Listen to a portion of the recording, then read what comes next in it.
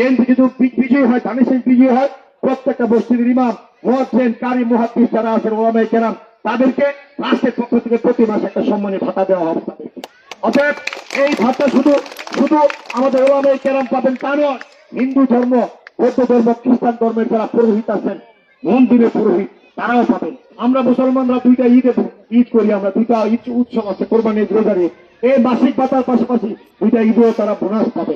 এমনিভাবে বৌদ্ধ ধর্মের, খ্রিস্টান ধর্মের অথবা এই হিন্দু ধর্মের যারা পুরোহিত বা উপাসনালয়ের প্রধান আছেন, তারাও এই ভাতাটি পাবে। আমরা চাই আমাদের এই ওলামায়ে কেরামদেরকে আমরা সম্মানিত করতে রাষ্ট্রের পক্ষ থেকে। আপনারা জানেন, একজন মসজিদের ইমাম মাত্র 8 থেকে 9 হাজার টাকা চাকরি করে, একজন মুয়াজ্জিন 5 থেকে 6 হাজার টাকা বেতন পায়। এটা দিয়ে তারা সংসার চালাতে পারে না। তাই এবং এই টাকাটাও গ্রামের হুজুর যে ইমাম সাহেব নিজে খাতা কলম নিয়ে গ্রামের এই মাথার থেকে হেমাত আসা গিয়া সেটা নিজে প্রত্যেক ঘরে ঘরে ধরা থাকে, প্রতি মাসে টাকা কত দেবো, 5 টাকা, 10 টাকা, 50 টাকা, 100 টাকা খাতা নিয়ে ঘুরে এই মাথা থেকে এই মাথা 9 হাজার টাকা বেতন, 6 হাজার টাকা উঠে আর 3 হাজার টাকা খবর দেয়। ও হুজুর অঙ্ক পাচ্ছি না, রুদা মাসে জুতার ব্যবসা করে আয়, একবার আসেন আমাদের সব চেয়ে দেয়। অথচ হুজুরদেরকে মানবতার জীবনযাপন করে অল্প টাকায় সংসার চালায়। আমরা মনে করেছি, তারেক রহমান সাহেব মনে করেছেন, আমরা ওলামায়ে কেরামদেরকে ইজ্জত সম্মান বাড়াতে হবে, তাদের পাশে দাঁড়াতে হবে। তাই বিএনপি যদি রাষ্ট্র পরিচালনার দায়িত্বে আসে, ইনশাআল্লাহ আমরা ওলামায়ে কেরাম সহ সকল ধর্মের গুরুত্বপূর্ণ ব্যক্তিবর্গদেরকে মাসে মাসে আমরা একটা সম্মান বাড়া দেবো সরকারের পক্ষ থেকে।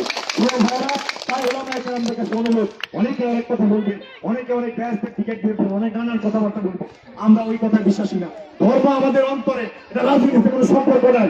আমরা মুসলমান, আমাদের ঈমান আকীদা আমাদের সমুন্নত রেখে, ইসলামের মূল্যবোধকে সমুন্নত রেখে আমরা যার যার অবস্থানে যার যার কর্ম করবো। আমরা আপনাদের বলতে চাই, বিএনপি রাষ্ট্র পরিচালনার দায়িত্ব চাই, ধর্মীয় ভাবে ইসলামের আঘাত আসবে এরকম কোনো কর্ম করতে দেওয়া হবে না। কোনোভাবে ইমান সুন্নাহ, কোরআন সুন্নাহ বিরোধী কোনো আইন করবে, এই অবস্থা বাংলাদেশে হতে দেওয়া হবে না। তাই আমরা সকলের সহযোগিতা চাই। আমরা চাই আমাদের রাজনৈতিক ভাবে আমরা এই ওলামায়ে কেরামদের জন্য কিছু করতে। তাই প্রত্যেকটা মানুষের কাছে আমি, ওলামায়ে কেরামদের কাছে আমি অনুরোধ থাকবে, আগামী নির্বাচনে যদি বিএনপিকে ধানের শীষে ভোট দেন, তাহলে আমরা এই কর্মগুলো আপনাদের সামনে উপস্থাপন করতে পারবো।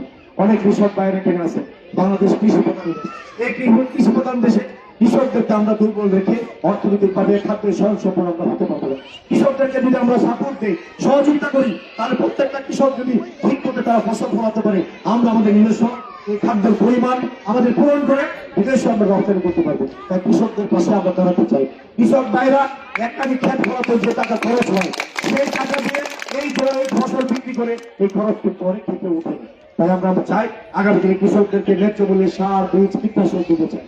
এবং আমরা প্রত্যেকটা কৃষক ভাইদের জন্য একটা কৃষি কার্ড দিব, প্রতিটা ঘরে ঘরে প্রত্যেক কৃষককে আমরা কৃষি কার্ড দেবো। আপনার ছবি থাকবে, নাম ঠিকানা থাকবে, আপনি রাষ্ট্রের নথিভুক্ত রেজিস্টারে উঠে যাবেন। প্রত্যেকটা কৃষক প্রতি মাসে আপনার বীজ, সার, কীটনাশক যাতে কিনতে পারেন, সরকারের পক্ষ থেকে একটা অর্থনৈতিক সহযোগিতা